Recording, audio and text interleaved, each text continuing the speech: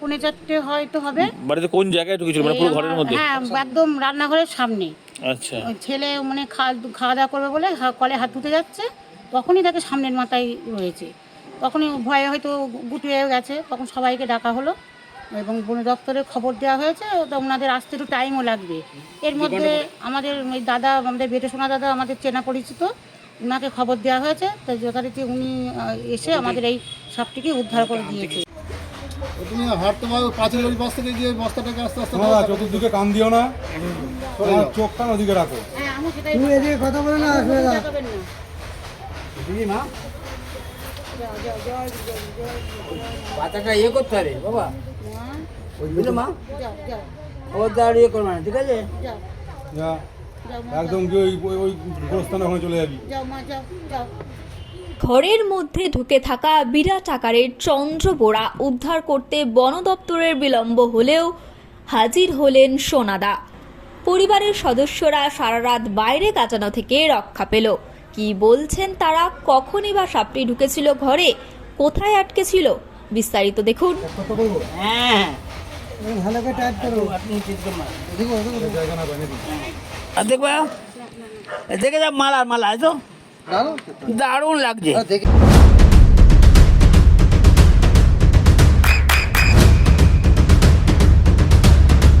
বৃষ্টিতে স্বস্তি। বৃষ্টি অ্যাকোয়া বিশুদ্ধ পানীয় জল। পৌনে 4টে হয়তো হবে। বাড়িতে কোন জায়গায় ঢুকেছিল, মানে পুরো ঘরের মধ্যে? হ্যাঁ, একদম রান্নাঘরের সামনে। আচ্ছা। ওই ছেলে মানে খাওয়া দাওয়া করবে বলে কলে হাত ধুতে যাচ্ছে, তখনই তাকে সামনের মাথায় রয়েছে। তখনই ভয়ে হয়তো গুটিয়ে গেছে, তখন সবাইকে ডাকা হলো এবং বন দপ্তরে খবর দেওয়া হয়েছে। তো ওনাদের আসতে একটু টাইমও লাগবে।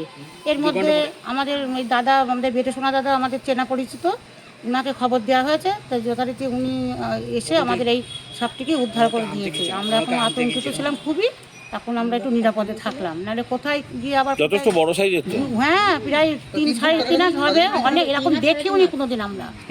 তাই এই দাদা আমাদের এসে উদ্ধার করলো, নাহলে আমরা খুবই আতঙ্কিত ছিলাম। আর এই এলাকায় মানে আপনাদের বাড়িতে কখনো উঠেছে অতীতে?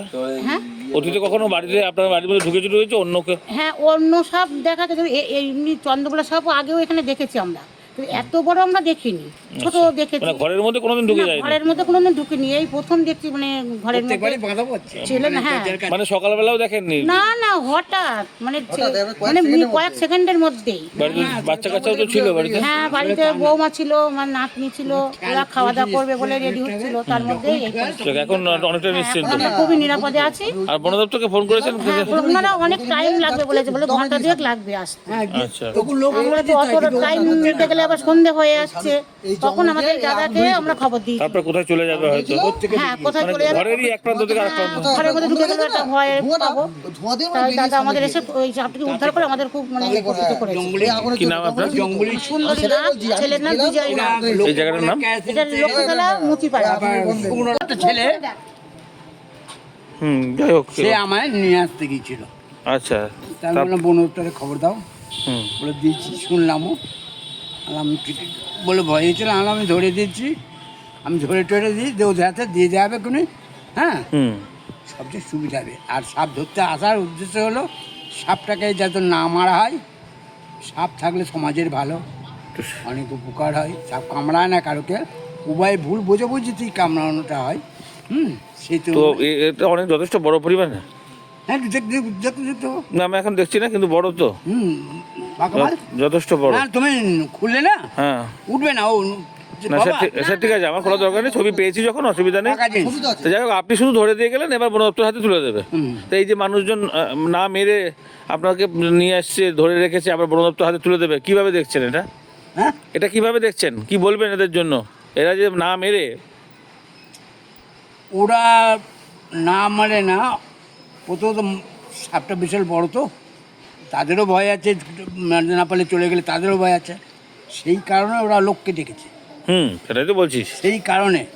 আর এরা তাছাড়াও এখন আমাদের দ্রুতে লোকেরা অনেকেই জেনে গেছে সাপ না মেরেছে বন দপ্তরের হাতে দিতে হয়, এটা যেতে ভালো হয়।